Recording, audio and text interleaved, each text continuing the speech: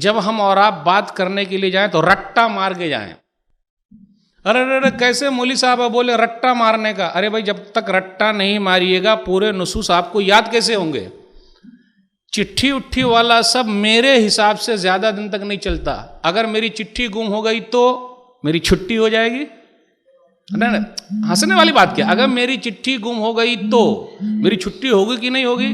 तो अपने दिमाग को ऐसा बना लीजिए कि पूरा हिफाज एकदम रट्टा मारिए कस के। और शर्माने वाली बात नहीं है। पर्सनली आप मेरे पास देखिएगा तो 100-200 तकरीरें पूरी लिखी हुई है, और एक तकरीर को मैं लगभग, शर्म वाली बात नहीं है, कभी 20 बार, कभी 30 बार, कभी 25 बार भी करता हूं। 2004 में या 2005 में डेनमार्क में नबी सल्लल्लाहु अलैहि वसल्लम की शान में गुस्ताखी में कार्टून बनाए गए थे। उस तकरीर को मैंने 30 जगह पे किया है सेम। पब्लिक बदल गई, मैं वही रहा, और जब बार बार करूंगा तो उससे कुछ ना कुछ निकलेंगे कि नहीं निकलेंगे। अपने यहाँ क्या होता है कि लोग लिख के तकरीर नहीं करते हैं। अल्लाह, मेरी शान घट जाएगी।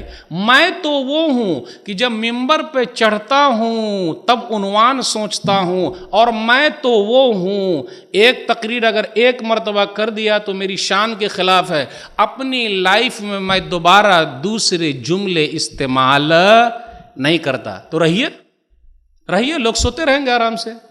और दूसरे लोग बोलते हैं देखो रट्टू माल आ रहा, रट्टू माल आ रहा। बोलने दीजिए। सबर,